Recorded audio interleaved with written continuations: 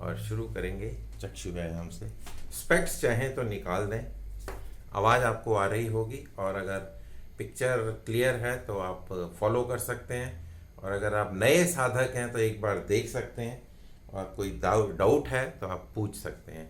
तो पहले स्टार्ट करते हैं। त्राटक से आंखों को खोलते हैं और दूर किसी एक स्टेशनरी पॉइंट पर मेरे सामने मेरे दरवाजे का एक हैंडल ब्रास का चमकता हुआ नज़र आता है, तो मैं उसी को देखता रहता हूँ। और बगैर पलक झपके देखना है, विदाउट ब्लिंकिंग इसको गेज करना, आई गेजिंग बोलते हैं। त्राटक इज आई गेजिंग प्रोसेस। दूर का त्राटक तो किसी दूर के बिंदु के ऊपर या किसी ऑब्जेक्ट के ऊपर लगातार देखते जाते हैं, देखते जाते हैं, देखते जाते हैं, जब तक आपकी आंखें थक ना जाएं या फिर आंखों से पानी ना आना शुरू हो जाए, उतनी देर तक देखते रहें तो आपको त्राटक का पूरा फायदा मिलेगा। कंसंट्रेशन, मेडिटेशन और फोकस करने में त्राटक बहुत मदद करता है। कुछ देर रुकने के बाद वापस आ जाएं। अगला त्राटक पास का त्राटक। पास का त्राटक, tip of the nose,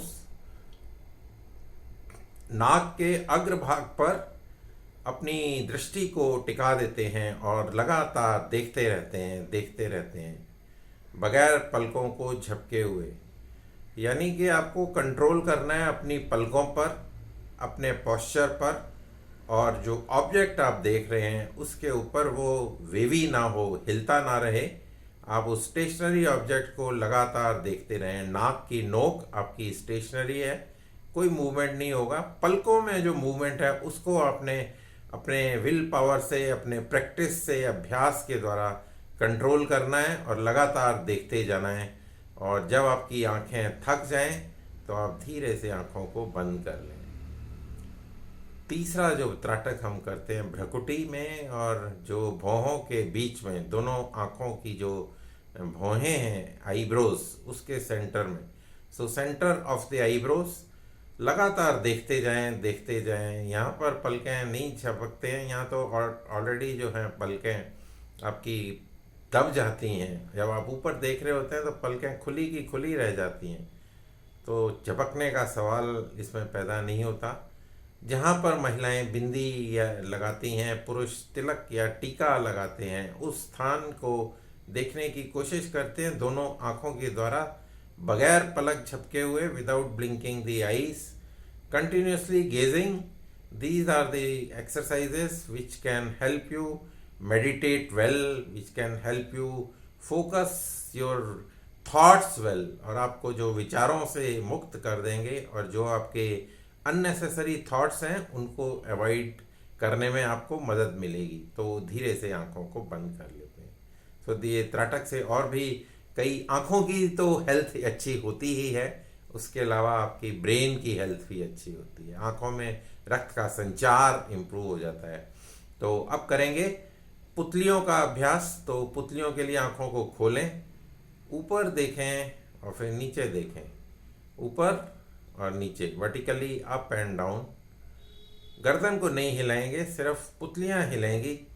I cavity की लिमिटेशन है, उसके अंदर ही आपकी पुतली एक बार ऊपर की तरफ देख पाएगी, एक बार नीचे की तरफ देख पाएगी, और इस क्रिया को लगातार अभ्यास के द्वारा परफेक्ट करेंगे। गर्दन को नहीं हिलाएंगे, गर्दन आपकी फिक्स है, पोस्चर आपका फिक्स है, और सांस आपका नॉर्मल चल रहा है। सिर्फ पुतलियां जो हैं वो मूव कर रही हैं, ऊपर और नीचे, ऊपर और नीचे, ऊपर और नीचे, ऊपर छत की तरफ, नीचे फर्श की तरफ, ऊपर सीलिंग, नीचे फ्लोर, ऊपर सीलिंग, नीचे फ्लोर, करते रहें, करते रहें। और जब थक जाएं तो आंखों को बंद कर लें। थक जाएं या फिर आप करीबन आधा से 1 मिनट, 30 सेकंड से 60 सेकंड तक हर एक्सरसाइज, हर मूवमेंट को सुचारू रूप से कर पाएँ। एक बार फिर से आंखें खोलते हैं और दाईं ओर देखते हैं। To your right both eyes, दोनों पुतलियां एकदम सीधी तरफ, राइट साइड, और फिर बीच में, और फिर लेफ्ट साइड में। So left, centre, right, centre, left, centre, right, centre, left, centre, right, centre, left, centre, right, centre, left, centre, right, centre, left, centre right, centre left, centre and relax, eyes closed. आपको हल्का सा आँखों में जो भारीपन आता है, pen होता है, स्ट्रेच करने की वजह से डिस्कम्फर्ट होता है, उसको जब हम आंखें बंद करते हैं तो पूरा विश्राम देते हैं और हमारी आंखें फिर से नॉर्मल कंडीशन में आ जाती हैं और फिर हम अगला अभ्यास करते हैं। अगले अभ्यास के लिए आंखों को खोलें, बाईं ओर दोनों पुतलियां ऊपर की ओर ले जाएं और फिर दाईं ओर नीचे की ओर। So left up, right down, left up, right down, up down, up down, up down, up down, up down, up down, up down, up down, up down, up down, up and relax. Scale आप कोई भी अपने सुविधा के अनुसार choose कर लें और उतनी देर आप करते रहें इस क्रिया को। एक बार फिर राइट साइड में अब ऊपर जाएंगे, तिरछा देखते हैं इसमें, राइट साइड ऊपर, लेफ्ट साइड जो हमारी कैविटी है, आँखों की जो कैविटी है जिसमें हमारी पुतलियाँ जो हैं रहती हैं, उसको हम मूव करते हैं। आई कैविटी की लिमिट है तो हम दाईं और ऊपर, बाईं और नीचे, चारों तरफ मूव करने की कोशिश करते हैं पुतलियों को, ताकि हमारी जो आँखें हैं उनकी स्वास्थ्य पे इसका अच्छा असर पड़े और रक्त का संचार, जो टाइनी वेसल्स रहते हैं इसमें, जो आर्टरीज और वेन्स होते हैं, उनमें जो रक्त का संचार है, कैपिलरीज बोलते हैं, जो टाइनी मसल्स होते हैं उनको कैपिलरीज बोला जाता है। तो कैपिलरीज के अंदर अगर ब्लड का फ्लो इम्प्रूव होता है तो आपकी आँखों की रोशनी जो है वो इम्प्रूव होती है। दाईं और ऊपर, बाईं और नीचे, दाईं और ऊपर, बाईं और नीचे, दाईं और ऊपर, बाईं और नीचे। सो आपका मेन जो है सर्कुलेटरी मैकेनिज़्म है उसको हम एक्शन में लाते हैं। तो सर्कुलेशन, जहाँ जहाँ ब्लड का रुका होता है वहाँ पे बीमारियाँ आ जाती हैं। डेड, जैसे पानी रुक जाता है तो सड़ना शुरू हो जाता है, ऐसे ही अगर ब्लड फ्लो जो है किसी शरीर के हिस्से पर ठीक तरह से नहीं हो पाता तो वो हिस्सा जो है आपका साथ देना बंद कर देता है, बीमार हो जाता है।